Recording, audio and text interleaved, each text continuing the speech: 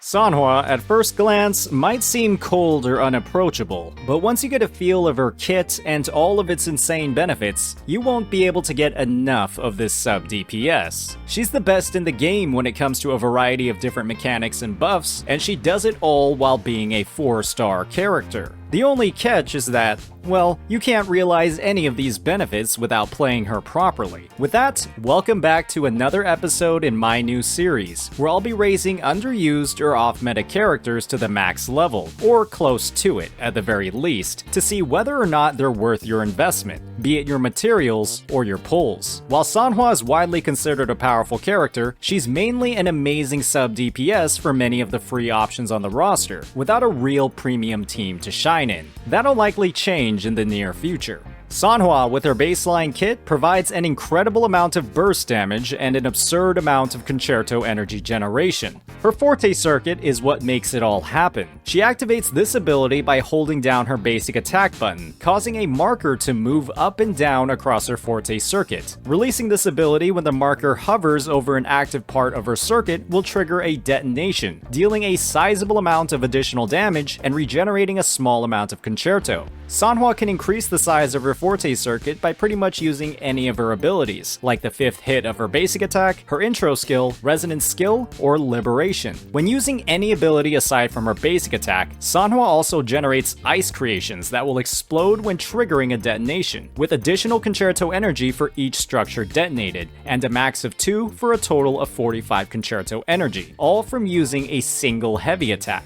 While her 5th basic attack increases the size of her circuit, it doesn't allow for any additional concerto generation, as that only comes from her creations. Aside from spawning ice creations, Sanhua's resonance skill and liberation deal a respectable amount of damage in bursts, with pretty low cooldowns and energy costs, making her ER requirements very low relative to other characters for full uptime. Factoring in all of these abilities, Sanhua's optimal playstyle centers around activating her intro skill and then spawning as many ice creations as possible with her liberation and resonance skill before detonating all of them with a heavy attack. Using just these 3 attacks will fill up her concerto from 0 to almost completely full, giving her some of the fastest rotations in the game. This gives her incredible uptime on her fantastic outro skill that grants a 38% basic attack amp to the incoming resonator. The only catch is that Sanhua has to wait for an opening in the enemy's attack pattern to successfully use this combo without getting hit. For the most damage possible in exchange for a slightly slower rotation, she can also weave in her basic attack chain after her intro skill. That's because of her built-in inherents. Her first inherent simply buffs her resonance skill damage per 8 seconds after using an intro skill, while her second grants her a 20% buff to her Forte circuit's damage for a short duration after casting her 5th basic attack.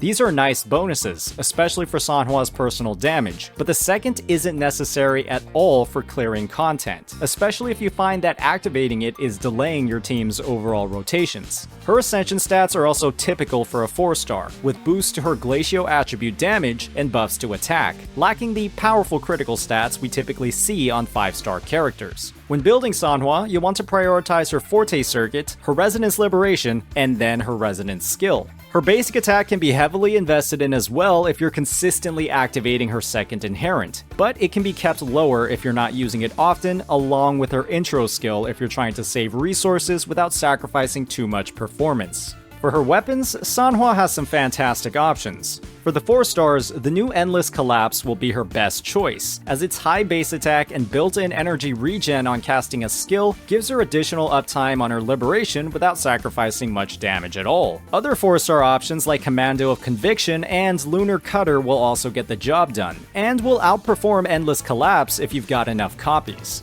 Overture, the Concerto Energy Generation weapon, is almost completely useless on Sanhua, as her insane Concerto generation on her Forte circuit makes the weapon effect pretty redundant. For 5-star options, Emerald of Genesis will be Sanhua's most accessible and best choice. She can't fully stack the weapon's effect, but its energy regen and amazing base stats make it a great stat stick for her. Blazing Brilliance, Changli's signature, is alright, but Sanhua doesn't use her resonance skill enough due to its longer cooldown for its damage bonus to outweigh some of the general bonuses from Emerald of Genesis. When it comes to her echoes, there's really only one main option. You want to capitalize on her very fast Concerto energy generation and easy access to outro skills by slotting her on Moonlit Clouds. Her liberation also generates a significant amount of concerto as well, so the built-in energy regen from the set's 2-piece bonus can help you reach the threshold of around 120 to 130% ER for constant uptime on the ability. She can still perform when running the Glacio set, but Sanhua's overall damage usually isn't high enough to warrant your DPS losing Moonlit's massive attack buff, especially when they're benefiting from Sanhua's damage amp. Aside from the Sonata set, you'll want as many crit rate, crit damage, energy regen, and attack subs as possible, with Resonance Liberation, Resonance Skill, and heavy attack damage as the cherry on top. Sanhua is a character that scales very well with crit, especially as you get more of her sequence nodes, but it can be very difficult to have a good ratio given that she has no inherent bonuses in her skill tree. Chances are you already have multiple reusable pieces from other sub-DPS characters, like crit 4 costs and attack 1 costs, so the main echoes you'll have to grind will be her 3 costs, which should be both Glacio at low sequence levels, but you can replace a Glacio 1 with attack as you unlock more of her nodes. As you can see, my Sanhua is pretty well built and at S6. And I tested her performance across a lot of teams featuring most limited main DPSs and a lot of free ones, and the results were great. Sanhua primarily buffs basic attacks, but her massive concerto generation has a lot of benefits in combat, even if the main DPS's focus isn't on basics. The first team up is with Xiangli Yao, a liberation-focused electro damage dealer who most should have for free.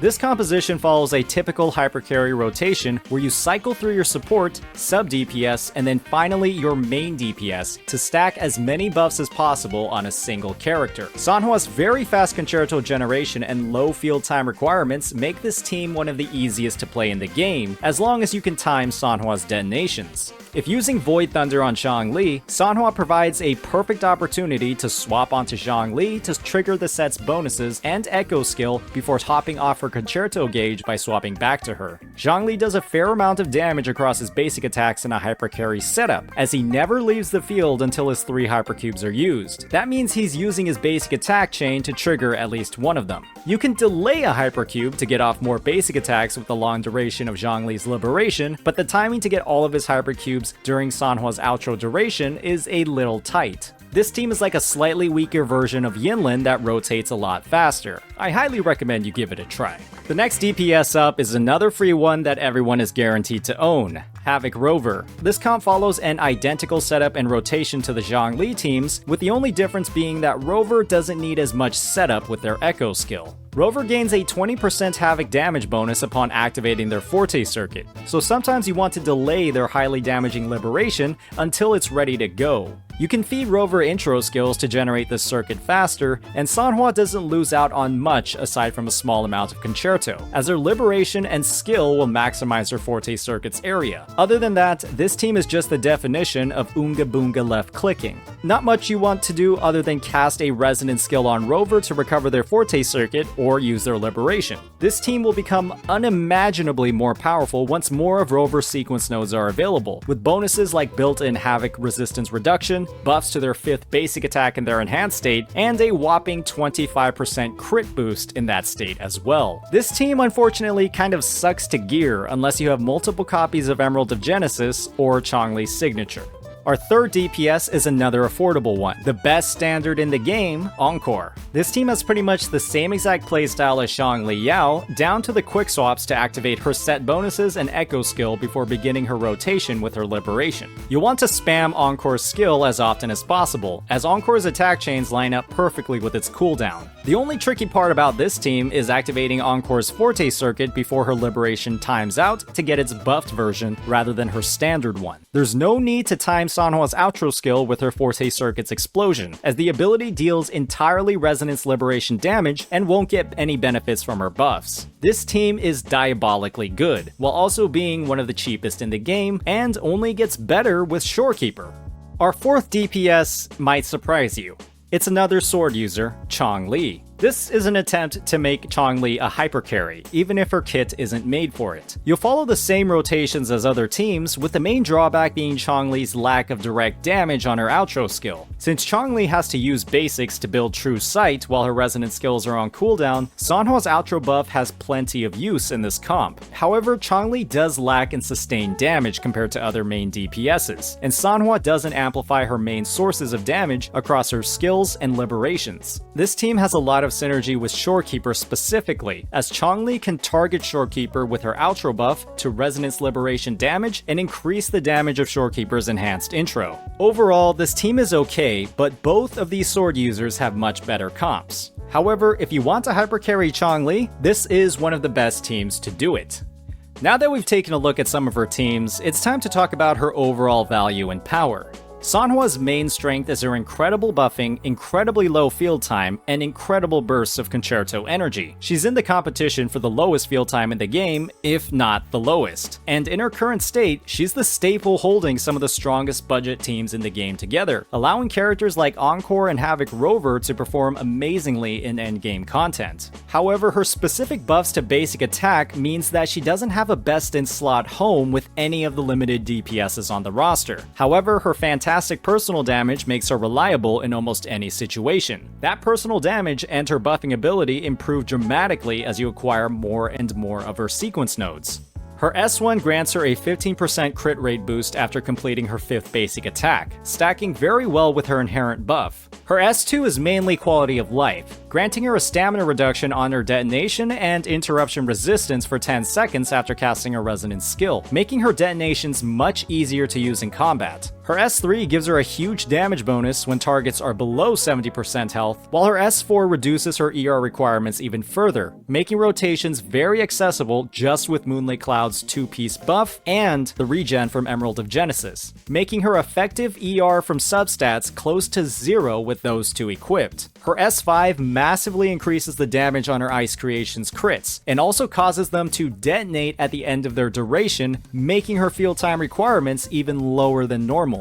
Her S6, like many other 4-stars, is the big one, granting her entire team a 10% attack bonus with 2 max stacks every time she detonates an ice creation from her liberation or her skill. You do this in pretty much every real rotation with her, so it's very accessible. When combined with Moonlit Clouds, this turns her into an attack buffer that gives 42.5% attack to your main DPS, giving her use cases outside of basic attack focused comps. At the end of the day, Sanhua is the best basic attack buffer in the game, but expands her use cases with more dupes. She supports the best budget teams in the game, but isn't close to best in slot outside of them. However, we are due for a basic attack focused limited DPS. Every other damage type in the game has gotten its limited character, and my expectation is that Sanhua will massively increase her value within the next few limited releases. We'll be expanding the teams and compositions as this series grows and I get more and more characters built, so be on the lookout for more in-depth overviews like this in the future. As always, if you enjoyed this content,